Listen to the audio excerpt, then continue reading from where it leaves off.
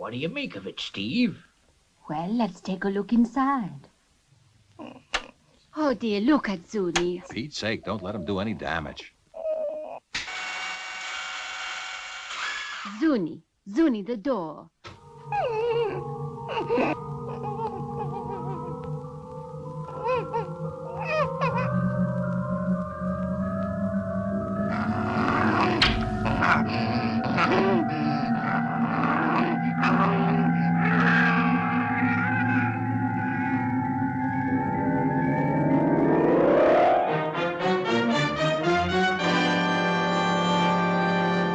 We had an idea for the next series. We were now coming into the space age. Firing main boosters.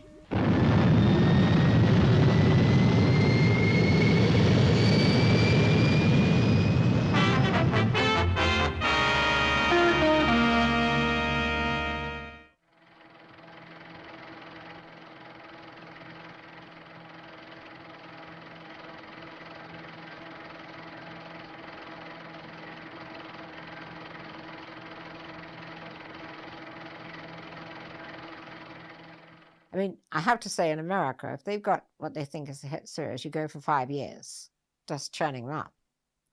But we don't do that over here. This was Lou's ethic, really. A new idea every year. I mean, okay, it wasn't the best way to do things, but I regarded it as a sort of rehearsal, if you like. So each one we hoped to be better and bigger.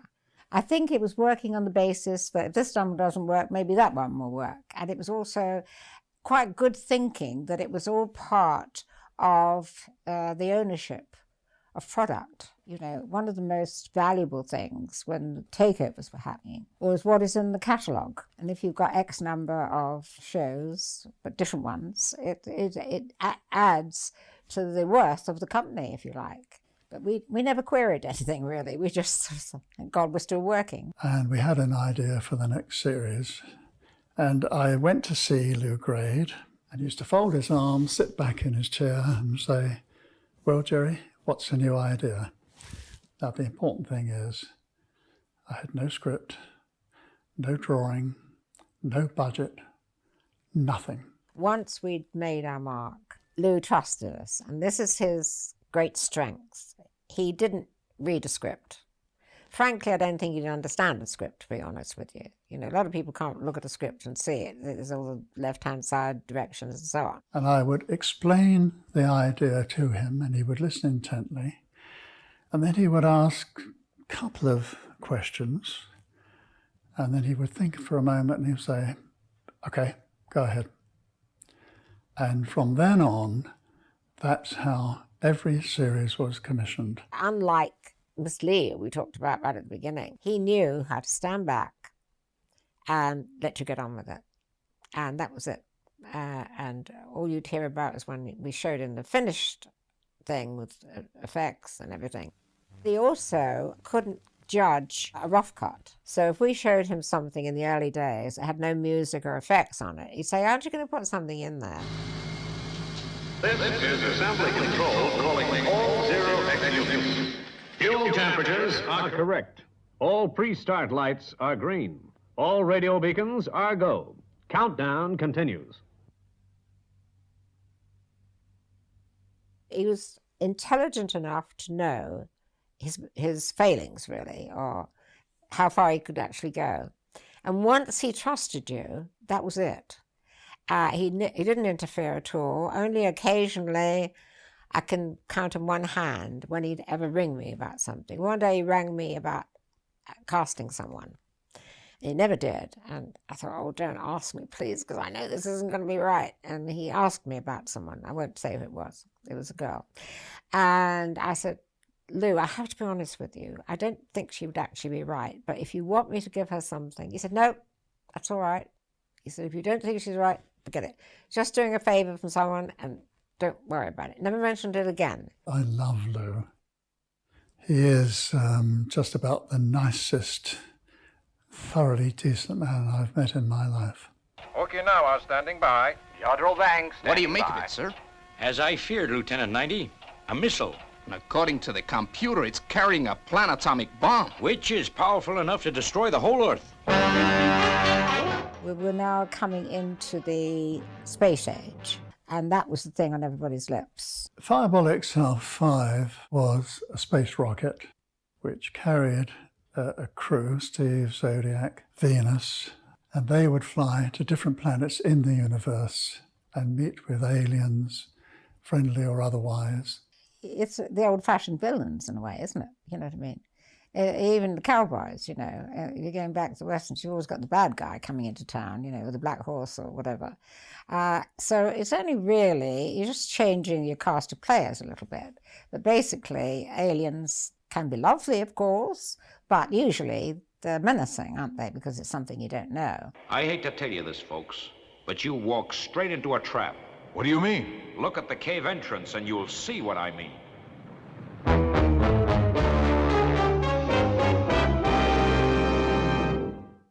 And so that was the next place we couldn't have done with actors and with sets and locations because you couldn't afford. I mean, try doing a space thing on a shoestring budget, you can't do it. Now, how soon can you be ready for blast away? What do you say, Venus? I had heard that the Russians were experimenting with launching their rockets instead of vertically and rising vertically, that they would go along and gain speed along a railway track and then, rather like an aircraft, lift its nose and fly.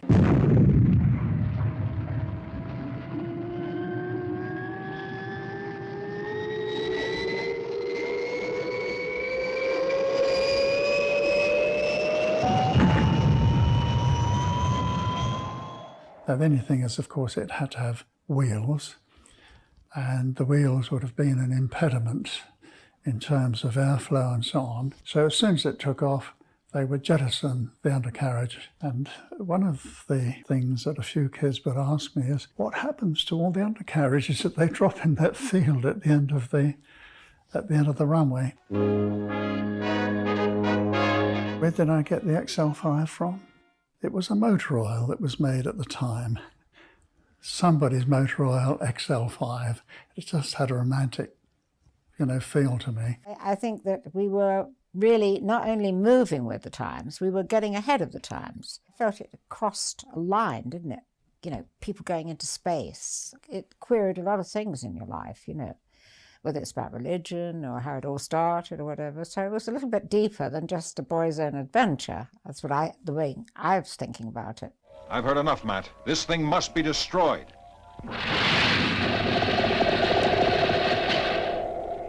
You cannot win, Earthmen. I am superior. I am all brain, you see? What can we do, Matt? Venus? He's got us cold. We were going where no man has been before, type thing.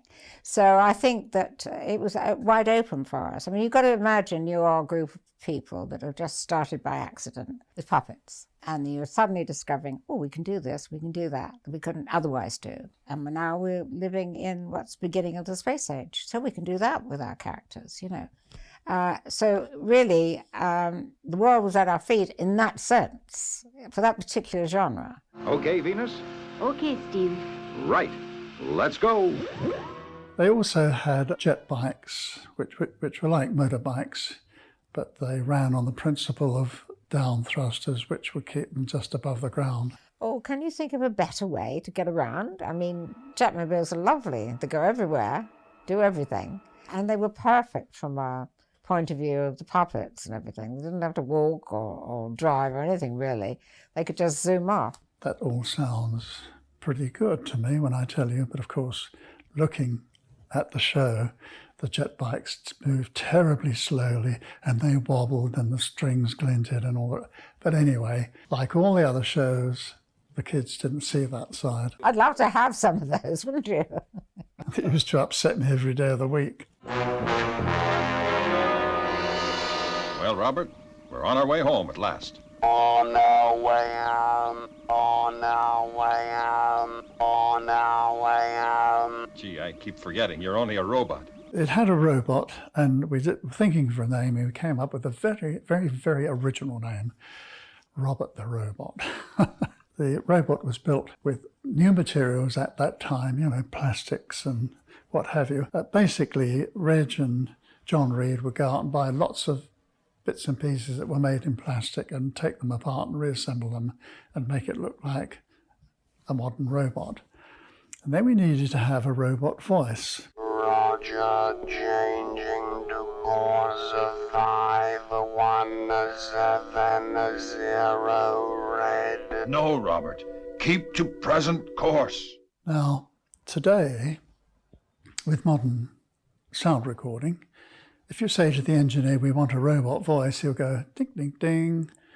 And, oh, is that the sort of thing? Oh, you want a deeper one? Ding, ding, ding, a deeper one. You know, whatever you wanted today, they produce in 2 seconds. But then it was very, very difficult, if not impossible, to produce a sort of robot voice, which would have to be a monotone. So we found out that in Edinburgh University, they were creating the human voice by actually painting the modulations on a clear piece of film and then running it under a light. And the light would vary as it went through. And they produced a short sentence artificially. It sounded like one of our late kings who had an impediment in his speech. But we went up there and explained what we wanted. And they came up with the idea that they gave us a vibrator, which of course caused everybody to smile, but not that kind of vibrator. And it was a vibrator that people who had their larynx removed through cancer would be able to put the vibrator under their chin, and it made a constant buzz. Bing.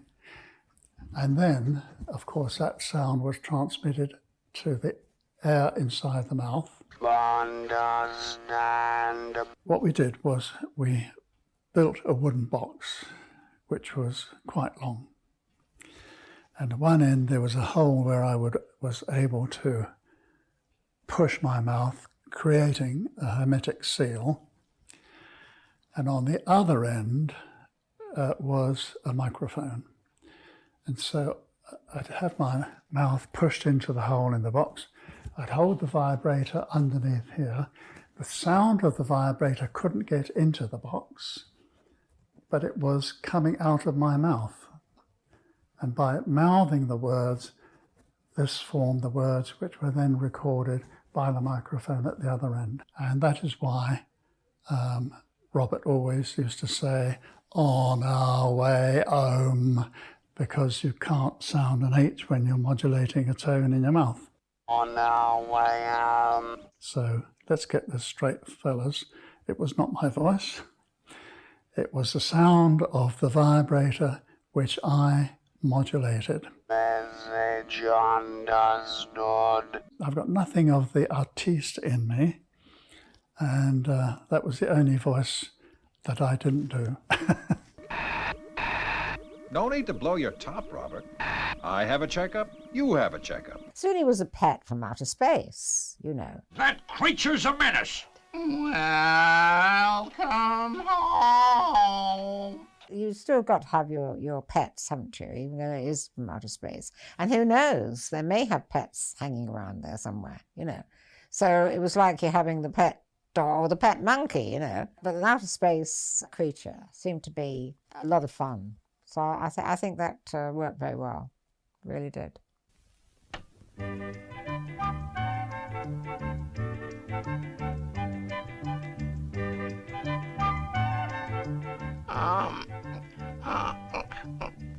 Welcome home.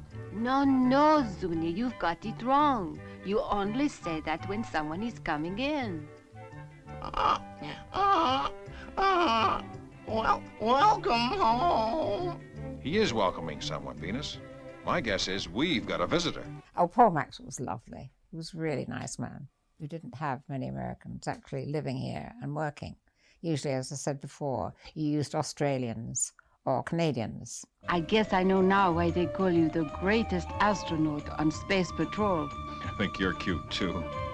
Space Patrol, this is Fireball XL5 returning to base. Absolutely lovely voice. He had the hero voice to me. I know you'll think I'm tooty, Commander Zero, but I've just seen a flying saucer. We know, Steve. We're getting a radio fix on it now. I think John Bluether was your rough, tough character. And, yeah, he was a typical Australian, you know. They're lovely to deal with, but, you know, and very politically incorrect, I have to say. But it didn't exist then. Say, Venus, how's our beautiful doctor of space medicine? I gather by the compliments, Steve, you want something to eat. I'm preparing a meal right now. I just adore your French cooking. So I thought, because I'd done other voices, I thought to get it away from that, I would give Venus a continental voice, a very feminine and very soft and a bit silly, really, I suppose. But we were leading towards getting female leads coming in, or at least co-leads. But it was still very early for her to actually take the lead too much, and that wouldn't have been accepted, really. However much you got the male lead, there always has to be a balance, I felt. And at that time, any big movies, the women didn't really take the lead at all. They were either waiting for the man coming home from the battles or whatever, or putting in their 2 cents worth, a bit of common sense or feminine intuition or whatever. You must always realize that I was living that life too. I was a woman with 5, 6 male directors around me, and most of the crew, apart from puppeteers and wardrobe and that sort of thing. You just didn't take the lead. You just didn't have the confidence, I suppose, or even the desire to do anything other than what we were doing. But that happened, that evolved as far as I was concerned, you know. It does get a bit boring when the man is sort of out there in the front and all the time, you know. So therefore, when I got to other female characters, I was able to do a little bit more with it. See you later, Venus. Okay, Steve. Pick me up and we'll go back to my place. I couldn't fight all the battles in one go. I had to do it gradually.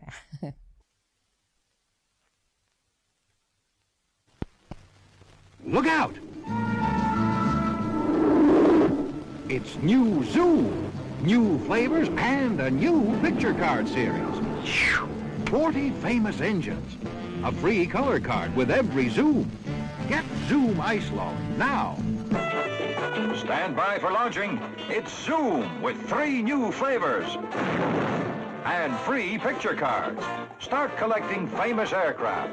There's a free card with every Zoom. On sale now. Some people are just cut out to do this sort of writing and this sort of imagination. Alan Fennell basically wrote comics, you know, TB21 and all that sort of stuff. So he had the right feel for it. He thought in terms of caricatures, really and truly. So if you think of a comic writer, strip comic writer, Dan Dare and things like that, they have a special art form that it is larger than life. It is, the monsters are really monstrous and the heroes are really heroes. We had some writers in that really didn't know. They'd write ridiculous things for the puppet to do, and we'd always say, look, sit down and see an episode, and you see that they can't do various things, but some people just didn't get it at all. They wanted to ask the impossible, which we couldn't do. So it was an art form, really and truly. Dennis was lovely. He always had an excuse for why we didn't get something on time. It would either be the postbox had blown up or something. He'd have deadlines. You've always got to have a deadline, whatever you do. But his always stretched. But when you got it, it was very good. It was very good, yeah. We found that the best directors for our type of production were editors, because they knew all about the cutting. And you knew when you had to cut. You know, the puppet gets to the door, can't get through the door, you know. Sometimes we made a mistake and we got the wrong person, and the cutting rooms had to sort it all out, you know. So we wouldn't use that person again. A lot of it was trial and error as well. We didn't have a whole bank of people available and ready for our type of filming.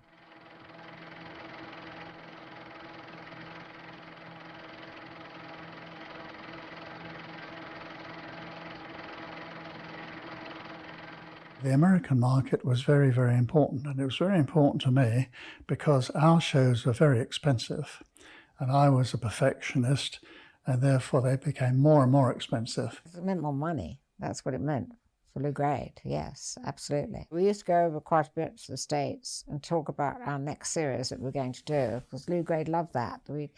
We'd go over with him sometimes and we'd see him in action. He had great personality and knew how to deal with the Americans. He would flatter them and do a little Charleston dance, you know, because he was a Charleston dancer at one point.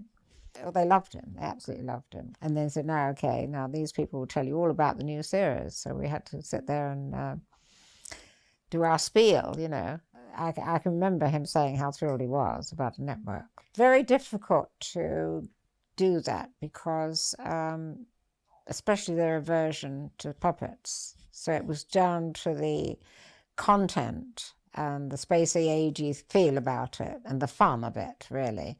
So Lou, I think, suddenly realized the potential of all this that we had. He saw through all the merchandising and the marketing value of our shows. I got into Lou's office and he sat me down in front of his desk and he looked me straight in the eye and he said, Gerry, I've decided to buy your company.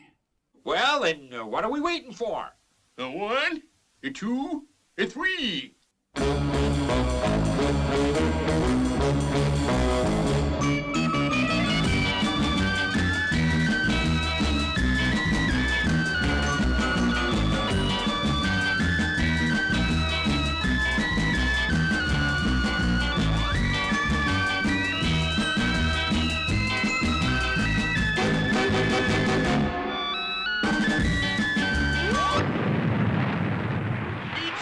Gone again.